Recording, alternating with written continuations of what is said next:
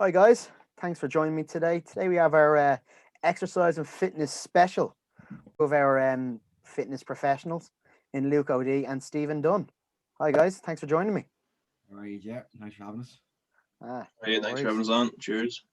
So just to kind of give us your backgrounds there, probably Stephen first because he was on first.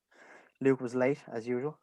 Um, so Stephen, just give us an idea of what your background is in the fitness industry and your actual role at the club. Not like Luke, I don't have a few years experience, but I'm a personal trainer only. I don't have the strength conditioning yet. I started off doing that about a year ago. Got my qualification with Ep5, and then I moved on to start doing that, and then obviously lockdown came in. So I don't have a mad amount of experience, but I've been doing it and I love it. Now I started doing strength conditioning as well. So now studying with Satanta, learning more. But I'm just playing at the club. I'm just a player. I'm not like Luke now, so I'm not a coach. But yeah, looking forward to the next few years now. Okay, cool. And Lukey, yourself? Yeah, I did finish my undergrad in sports science in 2018. And I started with the club. It's my third season with Wanderers now. So I do S&C with the seniors and then the 20s as well. So I finished my undergrad in 2018, started masters in strength conditioning in 2019, and I finished that this summer. So I do the seniors, the 20s, and head of S&C in Mary's school in Rathmines there. Work with Leinster Rugby 2, run the S&C in that metro region, and a little bit involved with sub academies. I've done a good few summer programs, and the lads go full time, and Irish under 18s last year.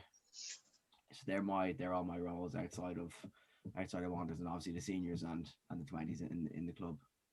Oh, so fairly busy man, Yeah, even with lockdown going on. Hard man to get hold of, Yeah, That's there we go. running late to calls, No, so just to kind of guys, recently the IRFU did a webinar on warm-ups, especially focusing on individual warm-ups because of the lockdown.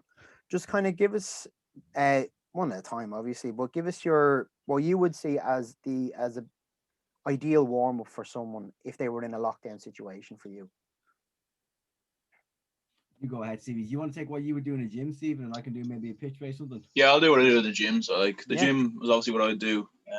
I'd bring them in and I would start by like rolling out, getting rid of any tightness that might be there. And then I'd have to take them through like an activation period where we try and engage whatever type of body part we're using for that day and for the session, depending on if it's an upper day, we'll be doing banded stretches, we'll be doing press ups, we'll be opening out, we'll be doing all that type of thing.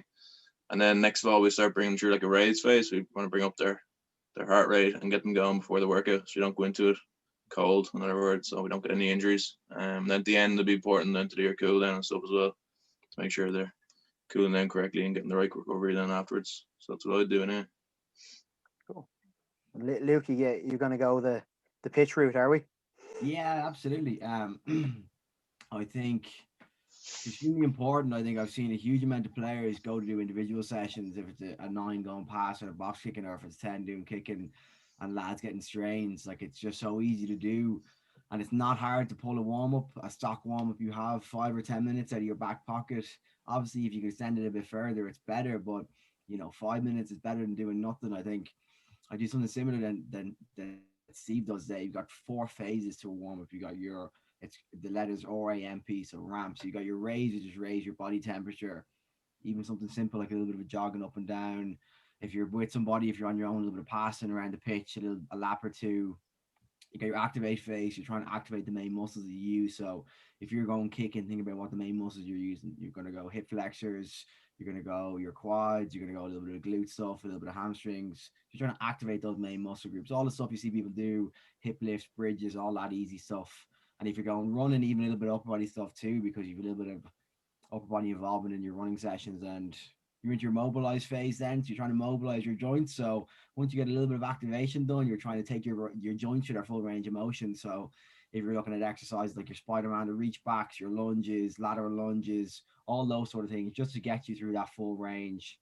And in your potentiate phase is essentially where you're trying to do something short and sharp to get you really primed for your session. So if that's a 20 meter, 30 meter sprint, building up your intensity for those sprints, just to get you started for that session. I think a really important thing as well is, and something we do quite well at Wanderers, is that rugby and S&C aren't two individual things.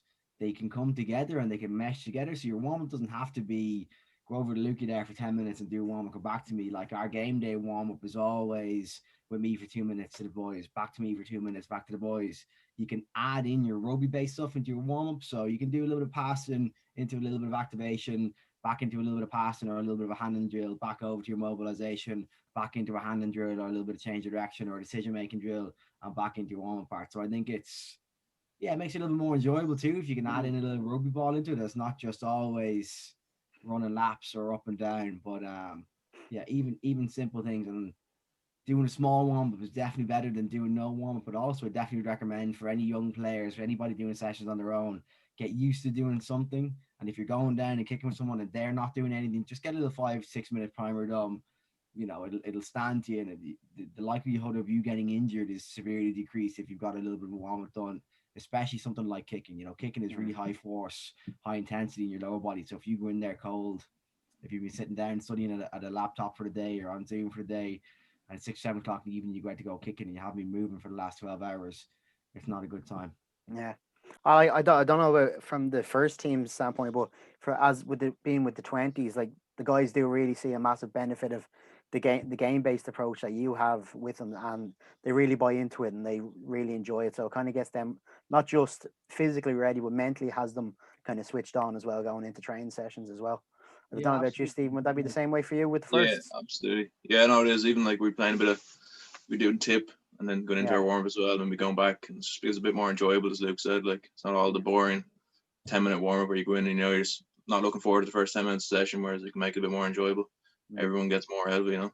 So just my next thing would be with the massive push now for touch rugby going to be happening now over the summer, especially at the club in the youth section. And I'm just wondering, I know touch rugby it really relies on agility and pretty much explosive power from sidestepping and getting off the mark fairly quick.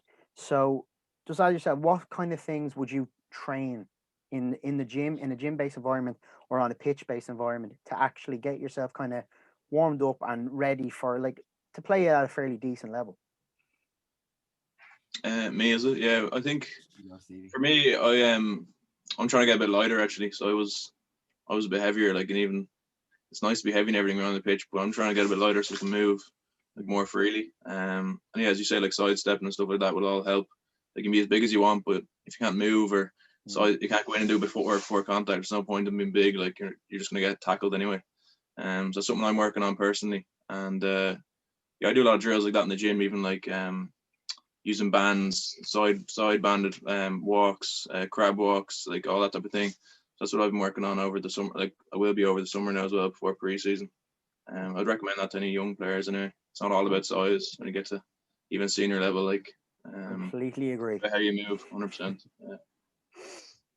Lukey Yeah, and I think yourself? it's yeah, I think it's really important to, if you take those skills like a good sidestep or a good cut and break it down into its component parts, I think that's what you should be aiming to do. So you look at somebody like Sonny Bill Williams or someone who has an unbelievable sidestep and they're selling all over the place.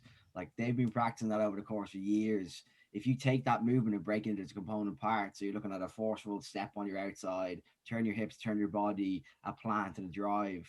If you're going into a touch session and you're trying to prime yourself for that, break that into its little movement. So just, grab a ball up and down the field, tiny little steps, tiny little change of directions, even some arcing runs just to get yourself primed, and then have someone stand there or put a bag down and pretend there's somebody where you're trying to sell them a step. I think it's important to everything that we do, even like a kicker when they go kicking, they start off with the small kicks, they start off with the little kicks to touch, and then they might go into their big and longer kicks. I think it's the exact same thing when you're looking at agility performance. Start small, start off nice and small, not that intense, and then build in something that's a little bigger. So your end goal for the end of that warm up should be as close as possible to your actual game performance. So you're trying to build to what your stepping, your agility, what will look like on field. So it's on a scale essentially.